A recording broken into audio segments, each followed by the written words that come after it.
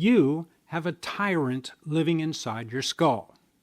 It doesn't dominate you through words. It doesn't argue with you. It simply floods you with fear, dread, and anxiety the moment you try to change. And it has been winning for years. If you've ever searched for a video to help you stop drinking, one thing is almost certainly true. You've tried before, and you failed.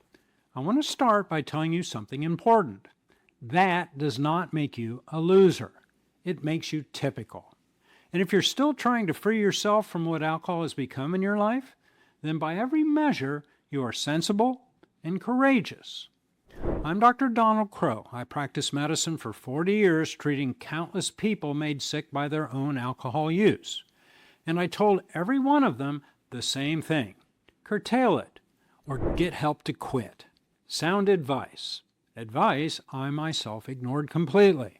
I was successful in nearly every other area of my life, so I couldn't imagine a path forward that didn't run through my own willpower. That familiarity was so seductive, it blinded me to the obvious fact that willpower alone had already failed me over and over again. After a day or so of not drinking, I always seemed to find justification to reach for a drink. Anxiety, boredom, the need to take the edge off. I told myself it was just a momentary lapse. It's just a momentary lapse. But another drink always followed the first, and nothing ever changed.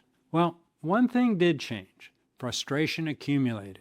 And that frustration slowly ate away at whatever was left of my belief that I was in control of my own life. It wasn't until I found a completely different path that I got sober, and stayed sober, now for the last 28 years. Sobriety itself didn't hand me a good life, but it gave me the chance to build one, and I know for certain that that life could have never existed while I was spending half of my day hiding inside intoxication.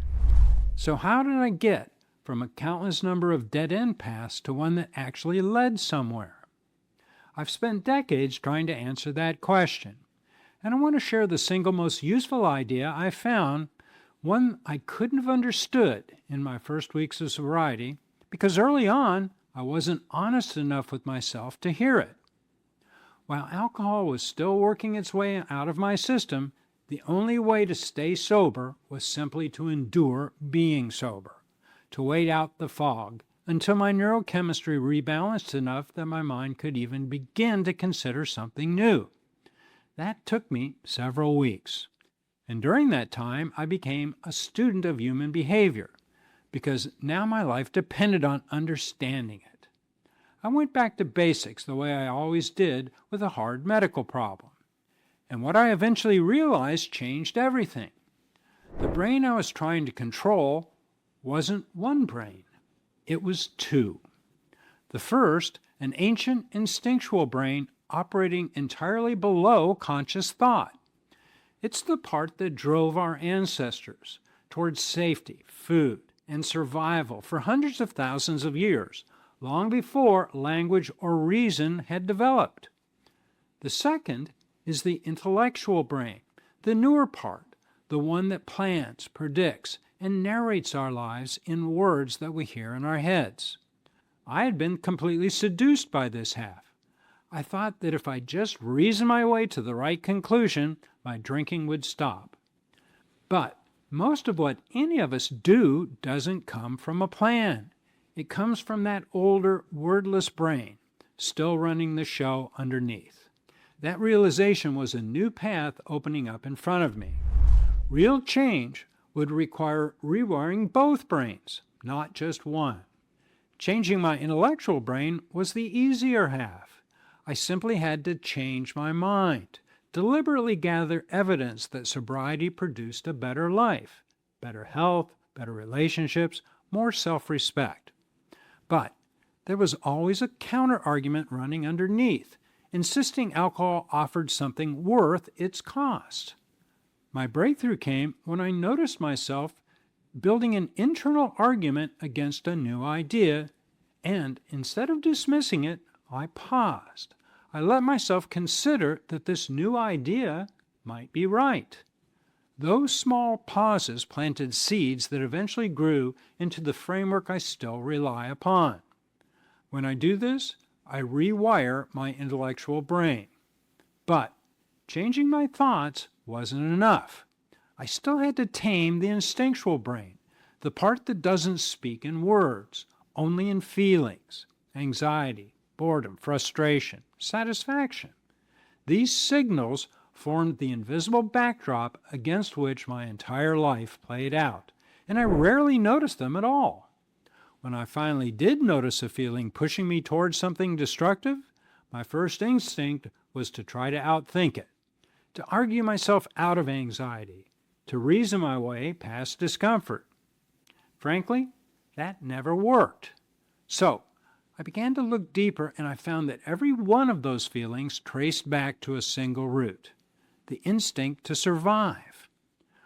Human beings are in fact survival machines, and our instinctual brain evolved to be fiercely resistant to any change at all because change itself felt like danger. Here's the model that I built. Whatever I did yesterday and survived, my instinctual brain assumed was safe, so it pushed me to repeat it today. Whatever was normal became the default it protected at all costs. The moment I deviated from it, it flooded me with fear and dread as a warning. Whenever I stayed the course, it rewarded me with a sense of security, sometimes a false sense of security. Once I saw this clearly, the path forward became obvious. I had to change what was normal.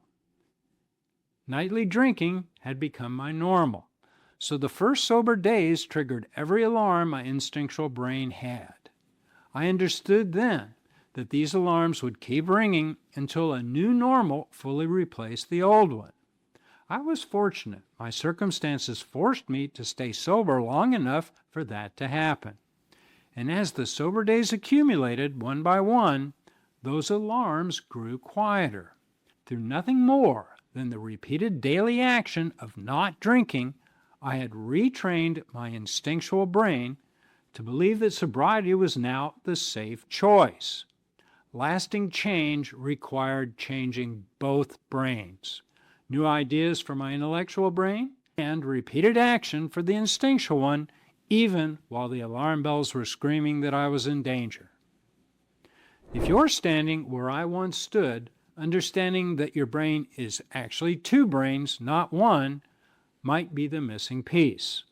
That's exactly why I built my 90-day sobriety survival kit, to give your intellectual brain the ideas it needs and your instinctual brain the daily actions it needs to build a new normal. I've left a link for information about this in the description below. If this video helped you see your own struggle differently, please subscribe, like, and comment below. Tell me what resonated. And why not check out this video where I break down the 10 lies that kept me drinking. I'm Dr. Donald Crowe, and I'll see you in the next one.